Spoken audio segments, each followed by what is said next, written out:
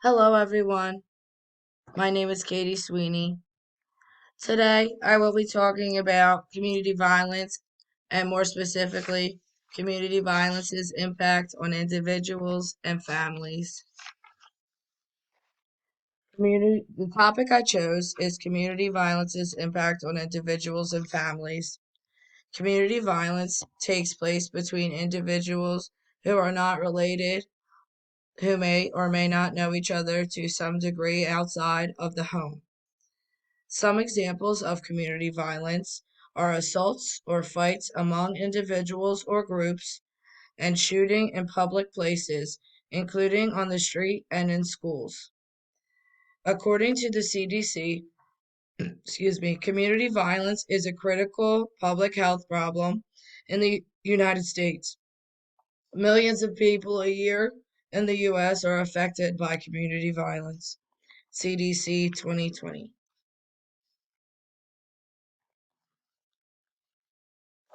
In the U.S., community violence impacts millions of people and their families, schools, and communities every year.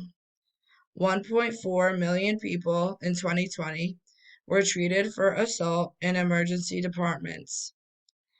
Almost 25,000 people lost their lives to homicide in 2020. In addition to physical injury, community violence can cause mental health conditions such as depression, anxiety, and post traumatic stress disorder, PTSD. Research indicates that youth and young adults ages 10 to 34, particularly those in communities of color, are disproportionately impacted by community violence. CDC 2020. Community violence takes lives and leaves a trail of trauma. Homicides and other violent acts are causing significant damage in communities across the United States, and notably in racially segregated and high poverty neighborhoods. The physical, emotional, and financial pain from violence flows from individuals to their families and communities. CDC 2020. Residing in communities experiencing violence is associated with increased risk of developing chronic diseases. Community violence can also negatively impact the community by preventing people from engaging in healthy behaviors, such as bicycling, walking, running, skating, and using parks and recreational areas. People are afraid of violence. Community violence limits business, growth, and prosperity. It puts a strain on education, the justice system, and medical systems. Community violence slows community progress. CDC 2020. Violence is the leading cause of death and non fatal injuries among youth and young adults. Over half of the 2020 U.S. homicides involved individuals ages 15 to 34. CDC 2020. As with minorities, young people are disproportionately impacted by violence. This also includes firearm injuries and deaths. Adolescents and young adults can be victims, perpetrators, or witnesses of violence. Individuals with multiple adverse childhood experiences, ACEs, including witnessing violence, are more likely than their peers to have short term and chronic physical and mental health conditions, resulting in behavioral difficulties. CDC 2020. Many things decrease or increase the likelihood of violence. The communities people live in can help protect them from violence or increase their risk of violence. Things that make it more likely that individuals will experience violence are called risk factors. Two examples of risk factors are lack of job opportunities and family conflict. Things that make it less likely that individuals will experience violence or increase their resilience when they are faced with risk factors are called protective factors. Two examples of protective factors are access to mental health services and substance abuse treatment facilities. Some additional community risk factors are diminished economic opportunities, high levels of poor residents, high levels of transiency, low levels of community participation, and neighborhoods that are socially disorganized. CDC 2020.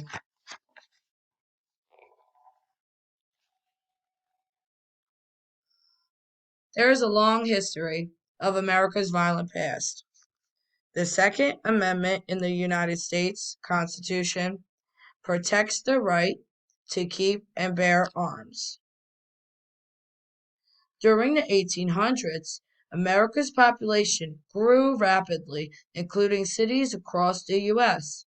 By 1880, New York's population grew to 60,000 people, passing Philadelphia and Boston to become the largest city in the country. Immigration in the 1800s was high due to textile mills and new industries. The number of immigrants and people moving from the country to the cities for work created crowded conditions. Many were in crowded tenements in the urban areas. The large cities grew a reputation for overcrowding and for criminal violence. During the 1800s, men wore guns out west wherever they went for protection. Los Angeles had a population of approximately 8,000 people in the 1850s. During a 15-month period in the 1850s, there was 40 murders. This murder rate is more than twice as high as it is today. In San Francisco, there were entire neighborhoods where people would not go after dark. America's violent past, no date.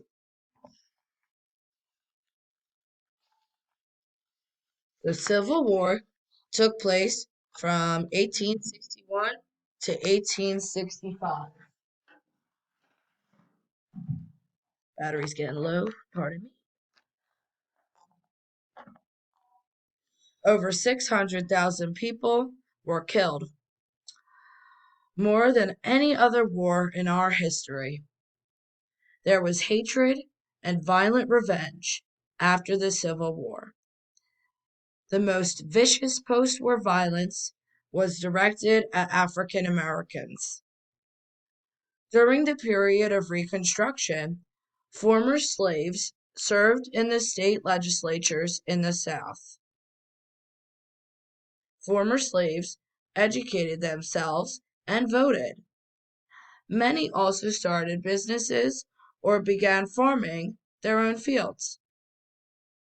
As a result, in a racist response, some Southern white people started the Ku Klux Klan, KKK, and other groups to terrorize black people and bring an end to the social reforms of Reconstruction.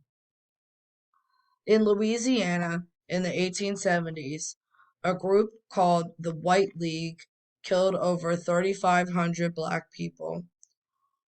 Many were lynched, which is a mob killing of an accused person without a lawful trial.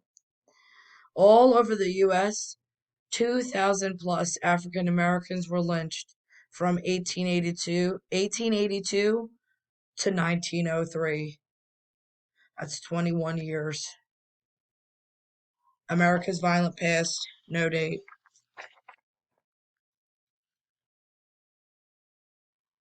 There are many factors that affect community violence.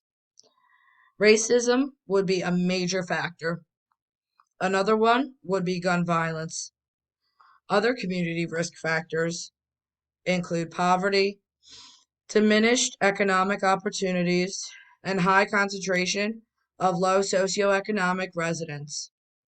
In addition, risk factors could be a high level of transiency, high level of family disruption, low levels of community participation, and socially disorganized neighborhoods. CDC 2022. In June of 2022, Congress passed the first federal gun safety law in 30 years to toughen background checks and offer red flag grants for states that allow families and police to try to keep guns out of the hands of potentially dangerous people before they commit violence. 525 significant gun safety laws on the state level have been adopted in the decades since the Sandy Hook shootings. It found that 21 states passed community violence intervention laws. 37 states took up domestic violence prohibitions. 20 states embraced red flag protection measures.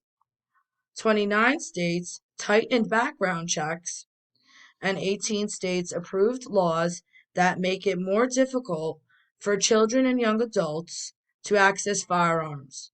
NBC 2022. Kapoor reports that the Giffords ranked states for gun laws from the toughest to the most lenient. This was over the period from 2012 to 2020. Gun deaths rose 46% in the 5 states with the weakest gun laws, but 7% in the 5 states with the strongest gun laws. Senator Chris Murphy, who represented Newtown in the House at the time of the Sandy Hook shooting, stated the anti-gun violence movement is now more powerful than the gun lobby. NBC 2022. The Breaking the Cycle of Violence Act was passed September 22, 2022. At the time, Congress found community violence to be a significant public health, public safety, and community infrastructure concern countrywide and is the leading cause of death, injury, and trauma for individuals in the United States that disrupts employment and hinders a community's social and economic development. From 2010 to 2019, Congress found 175,000 people were murdered in the U.S. Hundreds of thousands were hospitalized or treated in the emergency room after surviving life-changing gunshot injuries and other violent assaults. Congress also found that in 2020, the United States as a whole suffered the largest single-year spike in homicides that was ever recorded. This was due to record spikes in fatal shootings. As a nation, 75% of all homicides are committed with a gun. Congress also found interpersonal shootings are disproportionately located in neighborhoods harmed by past and present racial discrimination, redlining, segregation, mass incarceration, disinvestment, and condensed poverty. The violence overwhelmingly affects people of color, especially young black men and boys and their loved ones. Black boys and men make up less than 7% of the population in the U.S., but account for more than 50% of all gun homicide victims each year. This violence imposes enormous human, social, and economic costs. Although the vast majority of young people resiliently persevere, individuals who have been victims of violence are at a much higher risk of being violently re-attacked or killed. Break, note 8.